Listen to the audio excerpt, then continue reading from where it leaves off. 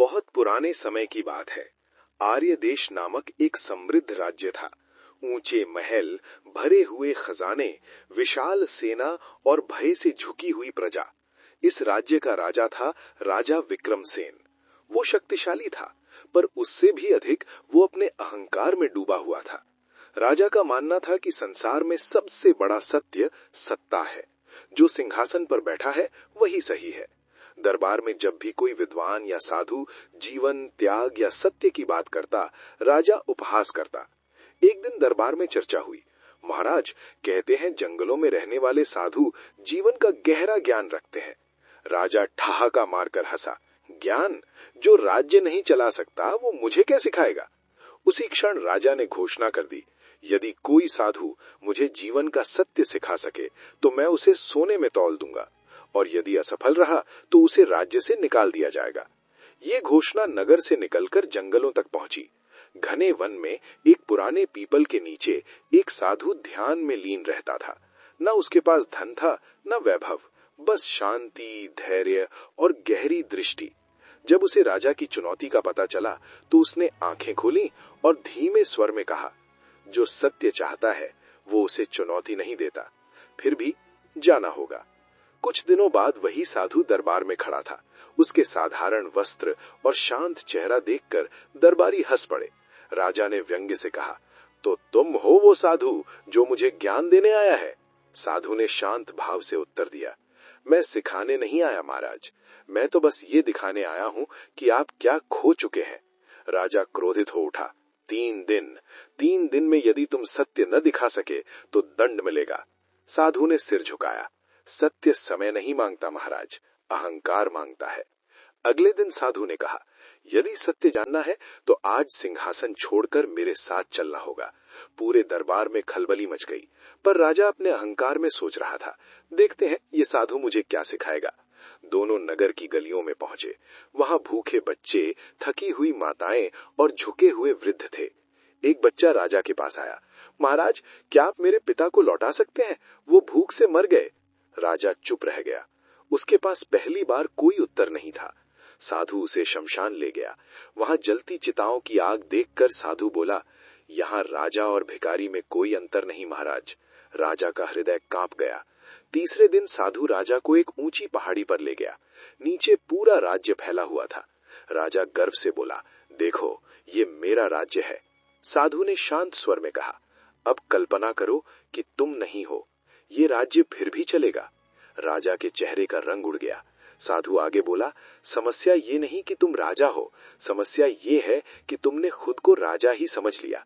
राजा की आंखों से आंसू बहने लगे। वो पहली बार सिंहासन से नहीं, अपने अहंकार से उतरा।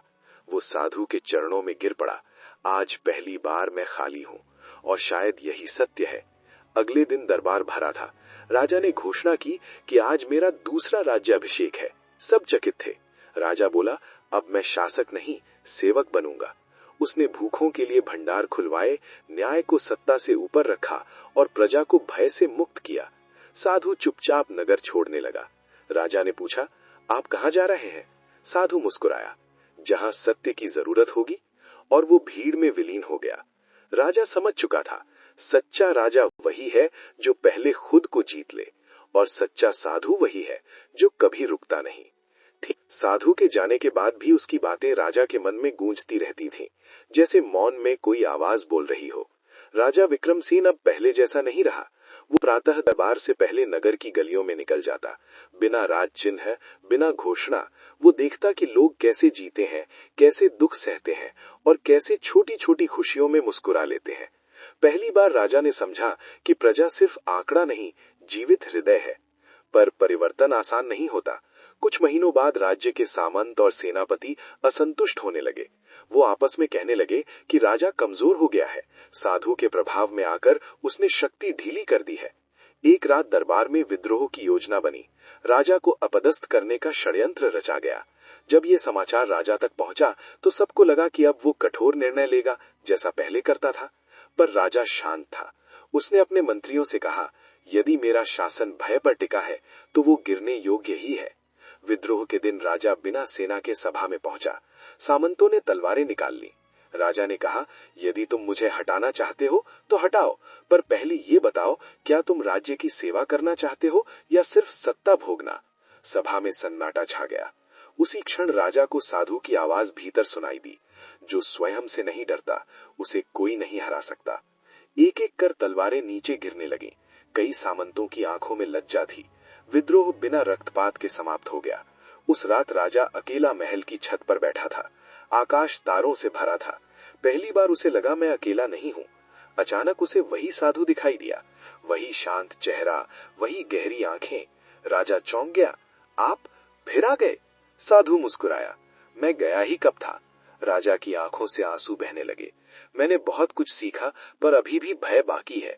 साधु बोला, भय रहेगा, पर अब वो तुम्हें चलाएगा नहीं, तुम उसे देख पाओगे। राजा ने पूछा, क्या मैं सच में बदल पाया हूं? साधु ने उत्तर दिया, जिस दिन तुम्हें ये प्रश्न उठने लगे, उसी दिन परिवर्तन शुरू हो जाता है। साधु धीरे धीरे अंधकार में विलीन हो गया। कुछ वर्षों बाद जब राजा वृद्ध हो गया, उसने स्वयं सिंहासन त्याग दिया। उसने कहा, राज्य किसी व्यक्ति का नहीं, जिम्मेदारी का नाम है। वो साधारण वस्त्रों में एक छड़ी के सहारे उसी वन की ओर चला गया जहां कभी साधु रहता था। लोग कहते हैं, कभी कभी किसी पीपल के नीचे एक वृद्ध राजा और एक मौन साधु साथ साथ बैठे दिखाई देते हैं। एक बोलता नहीं, दूसरा सुनता नहीं, फिर भी दोनों सब कुछ समझ लेते हैं, क्योंकि जब अहंकार समाप्त हो जाता है तो राजा और साधु में कोई अंतर नहीं रहता। समय अपनी गति से आगे बढ़ता रहा। वन की शांति में अब दो आकृतियां अक्सर दिखाई देने लगी। एक वृद्ध शांत चेहरे वाला व्यक्ति और उसके पास बैठा एक और मौन साधु।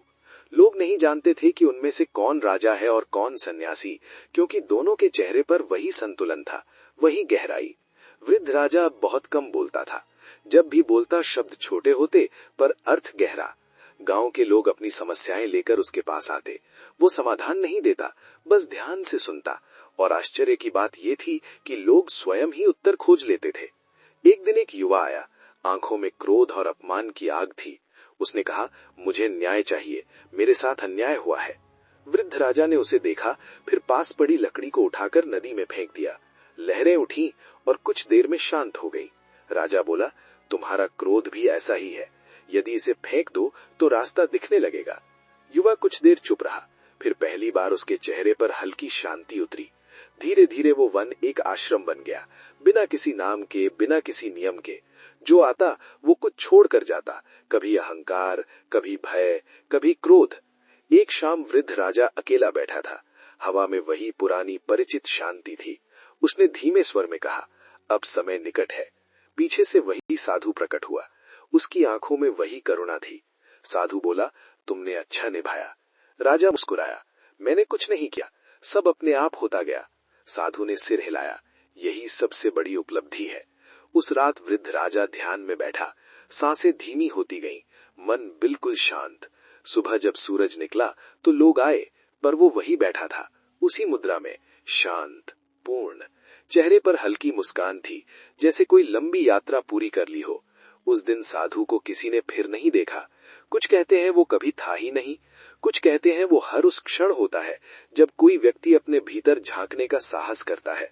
और कहानी यहीं समाप्त नहीं होती, क्योंकि जब भी किसी राजा का अहंकार टूटता है या किसी साधारण व्यक्ति को अपने भीतर का सत्य दिखता है, तो उसी क्षण राजा और साधु फिर कहीं मिल जाते हैं।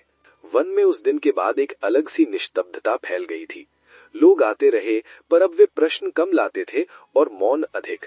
जिस स्थान पर वृद्ध राजा ध्यान में बैठा था, वहां कोई मंदिर नहीं बना, कोई समाधि नहीं उठी, बस वही पीपल का वृक्ष था, वही मिट्टी, वही हवा। समय बीतता गया। एक दिन एक बालक उस स्थान पर आया। वो अकेला था, हाथ में टूटी हुई लकड़ी, आंखों में जिज्ञासा। उसने पास बैठे एक वृद्ध ग्रामीण से पूछा, ये जगह इतनी शांत क्यों है? ग्रामीण ने कहा, क्योंकि यहाँ कभी किसी ने खुद को जीत लिया था। बालक ने बात समझी नहीं, पर वो वहीं बैठ गया। कुछ देर बाद उसने महसूस किया कि उसका मन जो हमेशा इधर उधर भागता था, आज पहली बार ठहरा हुआ है। वर्षों बाद वही युवा फिर मन में आया, पर अब किसी प्रश्न के साथ नहीं, बस कृतज्ञता के साथ। उसे याद भी नहीं था कि उसने यहाँ क्या पाया था, पर ये जरूर जानता था कि यहीं से उसने खुद को सुनना शुरू किया था। राज्य में नए राजा आए, नए नियम बने, पुराने टूटे। इतिहास ने विक्रमसेन का नाम धीरे धीरे भुला दिया। किताबों में उसका वर्णन बस एक पंक्ति बनकर रह गया, एक राजा जिसने स्वयं को त्याग दिया। पर जिन लोगों ने उसे देखा था वे जानते थे उसका त्याग किसी संन्यास का नहीं, समझ का था। कभी कभी रात के समय जब हवा बहुत शांत होती थी, लोग कहते थे कि उस वन में दो परछाइयां चलती हैं, एक धीमी, एक और भी धीमी। कोई बोलता नहीं, कोई सुनता नहीं, फिर भी सब स्पष्ट होता है। और शायद यही कारण है कि जब भी कोई व्यक्ति सत्ता, क्रोध या अहंकार से थक कर अचानक रुक जाता है तो उसे भीतर से एक आवाज सुनाई देती है, रुकना हार नहीं है, रुकना देखना है। यही वो क्षण होता है जब कहानी फिर शुरू हो जाती है। रुकने के बाद जो होता है वही सबसे कठिन होता है, क्योंकि जब मन शांत होता है तब भीतर की परछाइयां साफ दिखाई देने लगती हैं। वन में आने वाले कुछ लोग ऐसे भी थे जो शांति नहीं, उत्तर चाहते थे। वे बैठते,